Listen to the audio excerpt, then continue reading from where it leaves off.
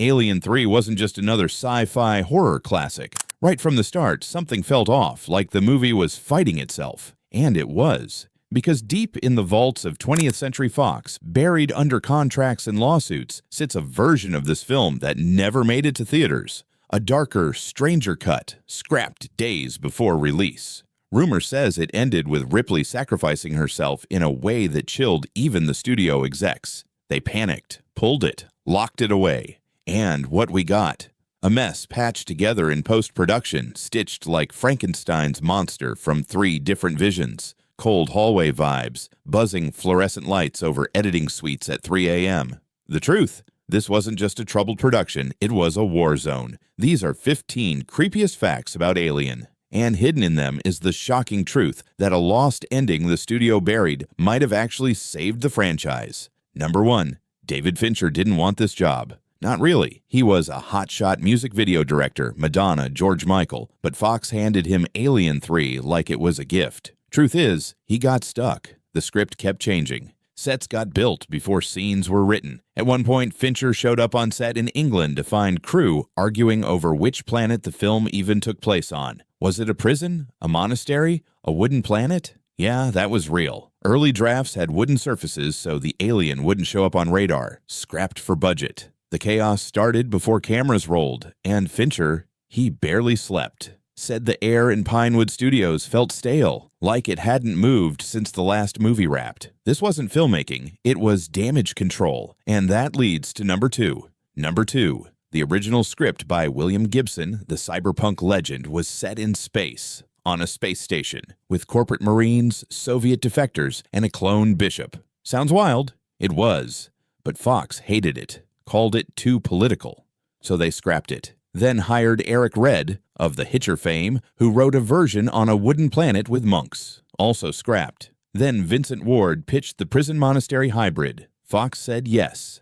Then changed their minds mid-shoot. Reports say the studio demanded daily rewrites, pages handed to actors hours before filming. Sigourney Weaver once got a new scene the night before, and it involved her character giving birth to an alien queen. Yeah, they panicked. Buried that idea fast, cold sweat on the script supervisor's neck, because the next part is worse. Number 3, Sigourney Weaver almost didn't return. After Aliens, she wanted Ripley to die with dignity. She only came back if Fox gave her $11 million and creative control. They agreed, then ignored her. Weaver pushed for Ripley to be strong, strategic, even maternal toward Newt in early versions, but Newt and Hicks both killed off in the opening minutes. Without her knowing, Weaver saw the rough cut and said it felt like a betrayal. She fought for weeks to get Ripley's arc restored. Studio execs refused. One producer allegedly told her, "Nobody cares about her feelings." The silence afterward was deafening. And this is where it gets weird. The deaths were added to reset the franchise. But why erase what fans loved? What were they afraid of? And that leads to number 4. Number 4. The infamous wooden planet concept almost happened. Director Vincent Ward wanted the entire film shot on a planet made of wood, living wood, where the alien couldn't be tracked by metal sensors. Sets were already being built at Pinewood. Massive timber structures, hand-carved corridors. Then Fox saw the budget, $55 million and climbing. They freaked, scrapped the wood, replaced it with a grimy prison set made of concrete and rust. Crew had to repaint everything overnight. Smell of wet sawdust mixed with sweat and mildew. One carpenter said the old wooden beams were so heavy, 2 guys dropped one, and it cracked a studio wall. The shift killed Ward's vision. He quit days later. Studio panic. And the chaos only deepened, because the next part is worse. Number 5. Charles S. Dutton, the convict-turned-priest, wasn't the first choice. Fox wanted Danny Glover. He turned it down. Then they offered it to Lawrence Fishburne. He said no. Then Dutton walked in. Didn't audition, just read 2 lines in that deep, calm voice. And Fincher knew. But Dutton clashed with the studio over his character's fate. Original script had him survive. Fox demanded he die to raise stakes. Dutton refused, said his character deserved redemption. They rewrote it, but only after filming. His death scene, shot in 1 take. Cold hallway, 1 buzzing light above. He didn't say a word after cut, just walked off set, never spoke to the producers again. What message were they sending? That hope doesn't belong in this universe. And that leads to number 6. Number 6. The alien itself changed 3 times. First design, biomechanical, sleek, like Giger's original. Then Fox said, make it scarier. So they added spikes. Then the monk's robes kept snagging on them, so they chopped the spikes off. Result? A confused monster that looked different every time it appeared. One crew member claimed the suit actor, Tom Woodruff Jr., passed out twice from heat. 120 degrees inside that thing. Smell of rubber and sweat. Blood? Not real, but looked real under flickering lights. And here's the scary part. Test audiences hated the new design, said it felt wrong. Studio buried the feedback, released it anyway. Why ignore what fans saw? What were they hiding? And this leads to number 7. Number 7. The original ending had Ripley diving into a molten lead vat. Yes, but not alone. In early cuts, she carried the alien queen embryo inside her, sacrificing herself to kill both. Poetic, tragic, final. But Fox cut it, said it was too dark, replaced it with a rushed explosion and a cheap voiceover. Fincher fought for weeks, even screened the real ending for executives. They walked out. One reportedly said, "We can't end a franchise like this." So they locked away the true finale, buried it under alternate takes. Some crew members claimed they saw the raw footage, Ripley's face calm, eyes closed, as the metal swallowed her. Silence, then bubbles. That's the trick, the ending we deserved. And that leads to number 8. Number 8. The film's score was almost completely rejected. Composer Elliot Goldenthal wrote a haunting, choral-driven soundtrack, echoing the monastery vibe. Fox hated it, called it too artsy, ordered a synth-heavy rewrite like the first 2 films. Goldenthal refused, said it would betray the tone. Studio brought in temp music from, wait for it, Conan the Barbarian. Yeah. For months, dailies played with clanging swords and horns. Fincher lost his mind. Finally, Fox backed off, but only after Goldenthal threatened to pull his name. The final score, a compromise. But the original, locked in a vault, unreleased for years. Cold echo in the scoring studio. What were they so afraid of? That beauty might ruin their monster movie? And that leads to number 9. Number 9. Principal photography took 167 days, nearly double the schedule. Why? Sets collapsed. Rain flooded the prison courtyard. Cameras broke in the cold. One day, the alien suit melted under hot lights. Another, a crane dropped a 2-ton steel beam, missing crew by inches. Injuries? Minor burns, sprains, exhaustion. But the real damage was morale. Fincher later said he'd rather get surgery without anesthesia than relive that shoot. The air, always damp, always smelling like rust and old cigarettes. And here's the problem. Fox kept cutting corners to save money, used leftover props from Batman Returns.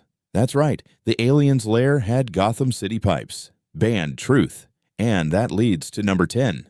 Number 10.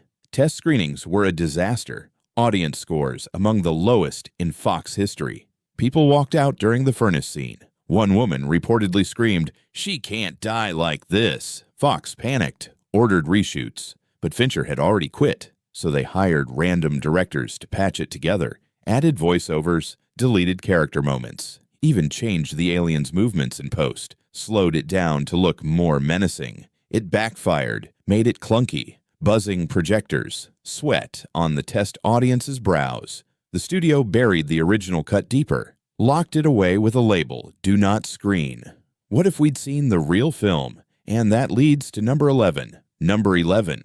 The marketing lied. Trailers promised the final chapter. Posters showed Ripley holding a pulse rifle, like aliens. But in the movie, she never touches one.